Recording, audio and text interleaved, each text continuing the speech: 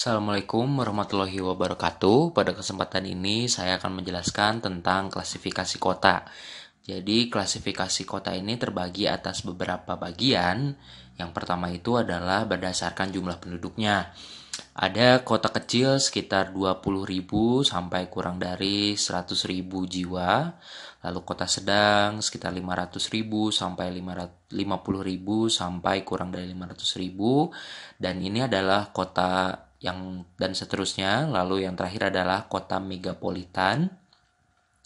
Ini lebih dari 5 juta orang ya. Contohnya dari megapolitan seperti wilayah Jakarta dan kota-kota besar lain yang lebih dari 5 juta orang gitu.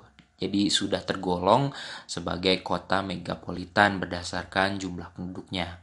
Nah, lalu ini adalah klasifikasi kota berdasarkan tahapan perkembangannya. Jadi sebuah kota itu tidak akan serta-merta langsung menjadi kota besar ya. Jadi ada tahapan-tahapan perkembangannya berdasarkan Lewis Mumford dalam Raharjo ini mengklasifikasikan kota berdasarkan tingkat perkembangannya. Yang pertama itu adalah tahapan Neopolis. Jadi Neopolis ini adalah tahapan yang paling dasar dari perkembangan sebuah kota. Jadi suatu wilayah yang berkembang dan sudah diatur ke arah kehidupan kota. Jadi pengaturan dari tata ruang maupun lingkungannya itu sudah diarahkan menuju ke kehidupan kota seperti itu, sudah dirancang seperti itu. Lalu tahap 2 adalah polis. Polis ini adalah kota yang masih memiliki ciri kehidupan agraris sebagai pusat keagamaan dan pemerintahan. Jadi sebuah kota yang memiliki pusat atau bagian dari kotanya itu masih mayoritasnya itu agraris, namun dia sudah berkembang menuju ke arah perkotaan. Lalu tahap ketiga itu adalah metropolis, yaitu kota besar, kota induk yang perekonomiannya sudah mengarah ke sektor industri. Contohnya seperti kawasan Bandung Raya. Nah, itu sudah banyak terdapat kawasan-kawasan sektor industri, jadi bisa termasuk sudah melewati tahapan metropolis.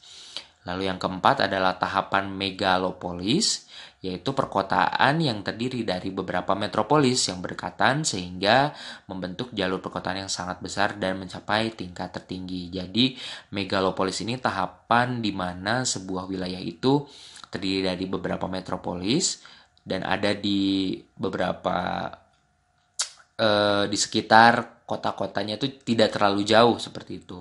Contohnya seperti Jabodetabek, Gerbang Kartosusilo di Jawa Timur, lalu kawasan Medan Raya ataupun kawasan Palembang yang menjadi kawasan megapolis seperti itu.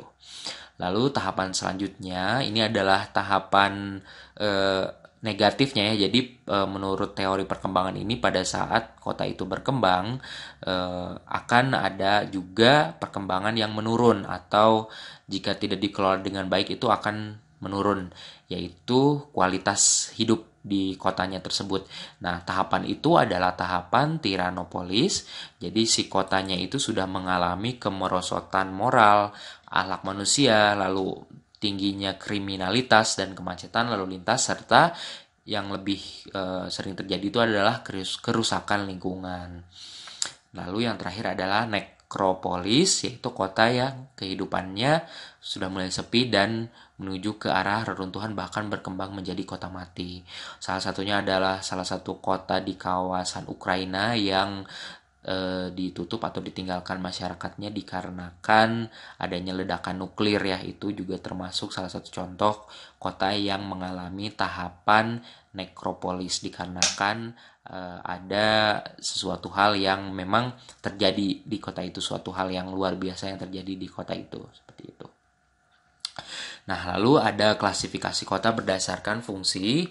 Yang pertama itu adalah kota sebagai pusat perdagangan seperti maupun domestik ataupun internasional seperti Jakarta, Surabaya, lalu jika di luar negeri seperti Singapura, Hong Kong, New York misalkan di Amerika seperti itu. Lalu kota pusat kebudayaan misalkan kalau di dalam negeri itu seperti kota Jogja, Surakarta, Cirebon, lalu mungkin ada beberapa lagi kota-kota di Indonesia yang memiliki kebudayaan gitu sebagai identitasnya, sehingga itu dijadikan kota pusat kebudayaan. Yang ketiga adalah kota pusat perkebunan. Ini misalkan wilayah Bogor, Tanjung Balai, Pematang Siantar, dan wilayah kawasan Bandung Utara misalkan itu masih menjadi kawasan perkebunan seperti itu. Lalu nomor 4 adalah kota berdasarkan pusat pemerintahan. Contohnya di Jakarta, ini mungkin ada kekeliruan ya, karena kota pemerintah atau pusat pemerintahan di Malaysia itu sudah dipindahkan ke kawasan Putrajaya. Jadi Malaysia itu sudah memisahkan antara pusat pemerintahan dan pusat perekonomian. Jadi pusat perekonomian itu ada di Kuala Lumpur, sedangkan pusat pemerintahannya itu ada di Putrajaya seperti itu.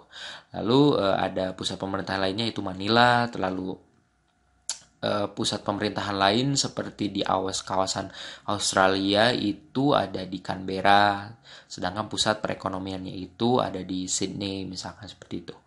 Nomor 5 itu adalah pusat pertambangan seperti di Timika, Tembagapura, Sorowako. Ini adalah kawasan atau pusat yang memiliki sumber daya tambang, sehingga kota itu dijadikan pusat pertambangan.